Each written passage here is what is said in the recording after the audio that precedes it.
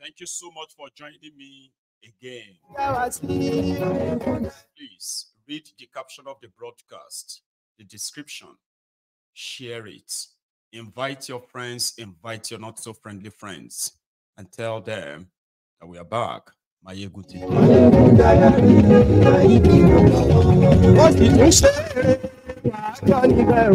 They want the power back by all means, and the bombs have started going off. Pay attention. There were two suicide bombers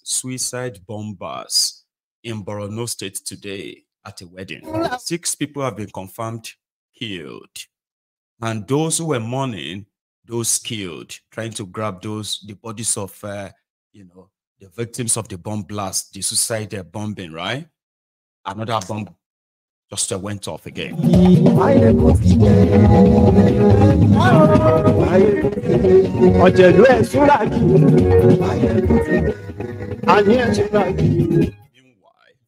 It has also come to light that whose illegitimate regime has been operating 4 different budgets as we speak.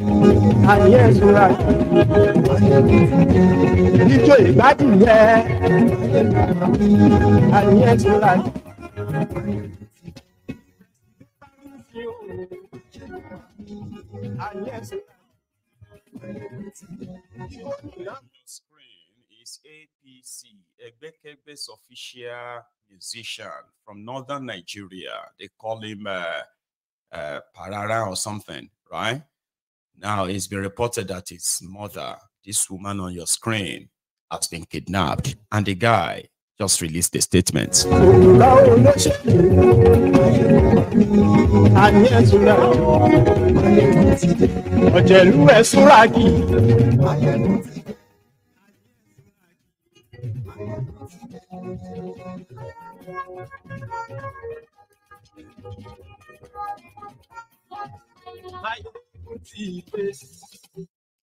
Thank you very much, Motude. So good morning to you, good afternoon to you, and good evening to you from wherever you are joining us tonight, depending on the time. It is Mayegun Live. While we were preparing to come on this program tonight, I've prepared what I was going to be talking about. Then there was a breaking news. A suicide bomber, a lady, should I say a girl, from those who survived the bomb blast. They said there was a wedding taking place. Then this young girl with a child strapped to her back walked straight into the middle of the ceremony, and then boom, while they were still in that pandemonium, what just happened, another bomb went off again. So it has now been reported that 2 suicide bombers detonated or killed themselves and others by detonating suicide vests. Does that tell you anything at all? Now, I am having this feeling that for the past 8 years, we have watched the criminals from northern Nigeria defended the rights of terrorists. We have seen them pushed laws or legislations in order to change Nigerian law to protect terrorists in Nigeria. Now, outside the law, majority of them have been protecting and providing for the terrorists in northern Nigeria. Because somehow, I don't know, I think it is one of the tools, the political tools that was deployed in 2014 when the Boko Haram were being defended by APC. Egbekegbe, the northern criminals said Boko Haram, they were just their misguided brothers. Instead of the Nigerian army to crush them, well, Nigerian army should work to rehabilitate them. They said Goodluck Ebere Jonathan was using the Boko Haram to reduce the population of the north. But the moment they gained power, the terrorists bombing everywhere, including Abuja, they just moved to the suburbs. And for 8 years, right, they were allowed to run and rule their own territories in northern Nigeria by the Nigerian government's gazettes. Areas ceded to the terrorists, especially in the last 8 years, by APC, Egbekegbe Al-Qaeda People's Congress. They call those places ungoverned areas. So which means for 8 years, they bombarded us on how we should. In fact, don't be terrorphobia. What that simply means was that if you have any complaint or you are complaining about this terrorist and them being pampered, that means you are terrorphobia. You have phobia for terrorists. And in Nigeria, that could be a crime. Indeed, under Boko Haram, a lot of people were locked up for not only speaking up against the terrorism that has become the state-sponsored terrorism of APC. They used it in chasing a southern president away. It was the biggest propaganda as well as a heist in the history of Nigeria. It succeeded. They unleashed terror on Nigerians. They unleashed terror on their own people for power. Then they cried to America, Obama and his wife, the entire Democrat Party in America, they weighed in. Nigeria needed a change. And Nigeria was handed over by crook and hook to terrorists. Here we are today. The economy is in the gutters. A year after leaving that same power, they are beginning to regroup. And it seems they are going to probably activate one of their most active and most potent political tool, political jihad. More people are poorer in northern Nigeria after 8 years of a Fulani northerner, Boko Haram, ruining Nigeria and destroying Nigeria, no doubt. But a year after all of that, threat, especially the bullying of the rest of Nigeria to accept terrorists as part of Nigeria, and there's nothing anybody can do about it. The boldness, the confidence. I mean, come on. They left their people desolate, destroyed. They left their own economy. In northern Nigeria, complete collapse and comatose. Poverty became, well, how would you tell the difference? More people are now in the IDP camps. IDP camps are refugee camps in their own countries. Nigeria is not at war, but more than 10 million Nigerians are living outside their ancestral land. They are living in makeshift refugee camps, running away from terrorists. These are people who have become the victims that nobody really cares about. Right? And there are so many things behind this that we have come to know. Initially, we thought, oh, it was just these Islamic fanatics. They want to turn all of us to Muslim. They want to turn Nigeria to Islamic country. No, no, no, no, no. Far, far, far, far from it. We have now, come on, 10 years of terrorism sponsored by APC, Egbekegbe, against Nigeria. We've finally come around to know the sponsor of terrorism. They are the APC, Egbekegbe, highly protected. Evidence is out there. Conflicts for jihad. The terror unleashed on southern Kaduna. The rest of the terror they unleashed on the rest of Nigeria. So rather than expose the sponsor of terror, they became more protected. All those 8 years, they actually did everything to make us feel like it is not that bad. Stop all this exaggeration. And I won't lie to you, they succeeded to some extent. Before APC, Egbekegbe, whenever you hear that one person is killed or kidnapped by the Boko Haram terrorist, the reaction is always the same, like, shock. How could that happen? How is this even possible in Nigeria? Where is the Nigerian army? So many conspiracies were cooked. And the conclusion was, Goodluck Egbere Jonathan was not competent to keep Nigerians safe. It worked well, right? That Barack Obama, as the president of America, using all the instruments of American government, sent his own campaign manager to go and help and become what they call the consultants for APC. Egbekegbe, America knows the sponsor of terrorism in Nigeria.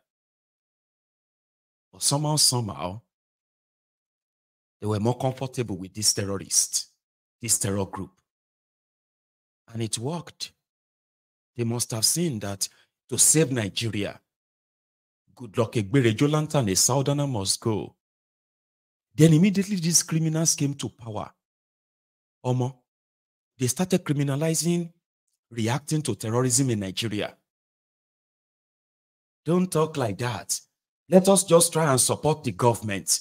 Instead of all of us to come around and support government, we are all here condemning. And they started trying to make us get used to the news of school children being kidnapped.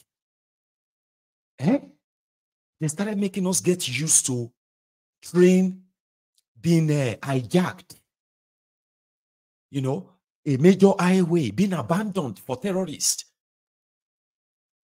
Like, people couldn't react the way they used to react anymore. This guy was supposed to come and end this terrorism, end corruption, but he actually took them deeper into it by legitimizing it. It can't become a crime for you to criticize Boko Haram because of Boko Haram. To make it worse, they introduced a new flex into it. Fulani terrorists. Right? So once you begin to talk about these terrorists, they will say that because you hate the North. Northern Nigeria that stoned a sitting president because of insecurity in Bauchi, they started organizing mass prayers. Prayers. They are offering prayers to help Boko Haram.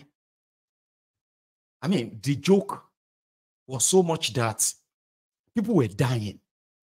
And everyone just kind of pretend to just move on. Like, it's not today now. Well, let us just pray for them, kind of.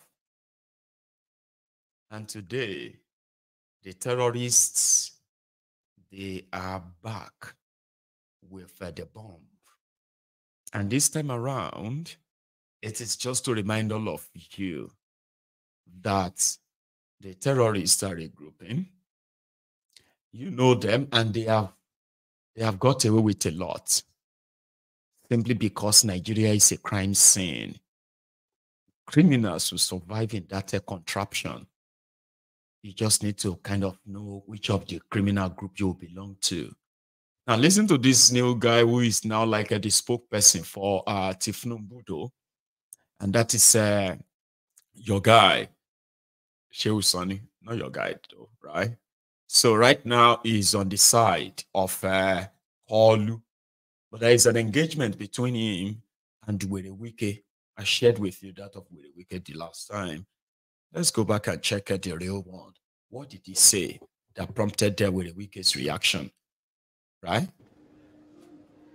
Thank you for the honor of this invitation to give my own little contribution. But I will use this opportunity to tell a little story. In 1995, a team of soldiers, policemen, and DSS visited my house in Kaduna. It was a journey that began and lasted for 4 years. I was picked up from Kaduna and brought to Lagos together with the late General Sheikh Musa Yar'Adua. From the airport, we were led to the DSS headquarters. There we met President Olusegun Obasanjo. Unfairly for the soldiers, they handcuffed me and did not handcuff Obasanjo or Sheikh Musa Yar'Adua. And Obasanjo looked at me and said, "Who are you?" I said, "I'm Sheikh Hussain." "Did you steal something? They are handcuffing you." I said, "I'm an activist." I was then the deputy chairman of Campaign for Democracy. We were taken straight to Kirikiri Maximum Prison. We stayed there without anybody saying anything to us. When we arrived at Kirikiri Prison, we were given our blankets and a plate of food. Obasanjo asked, "What is this for?"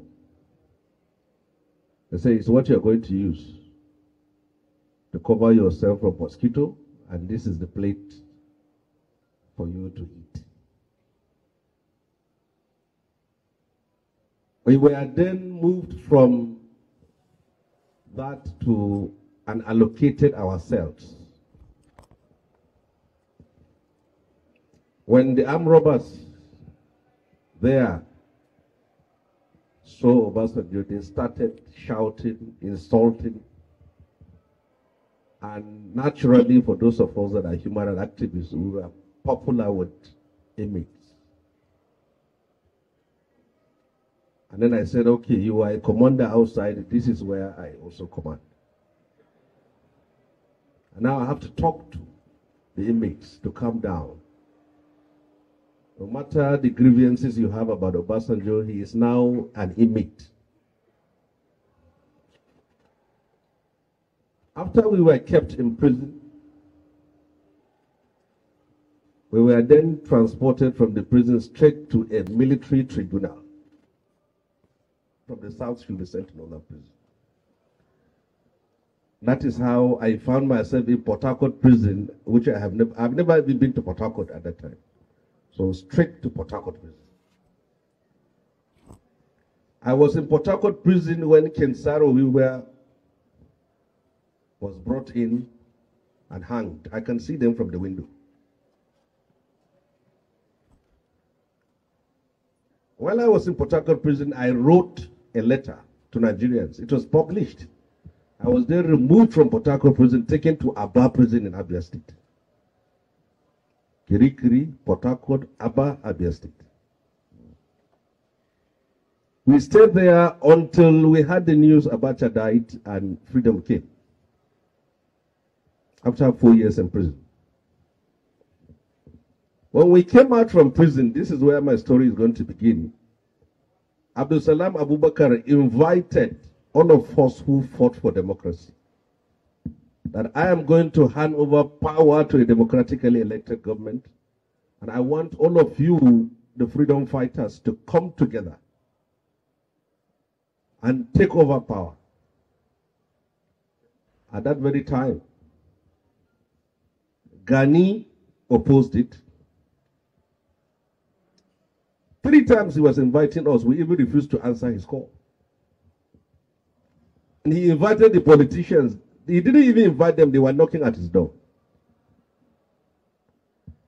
After we decided to listen to him, we came and sat down.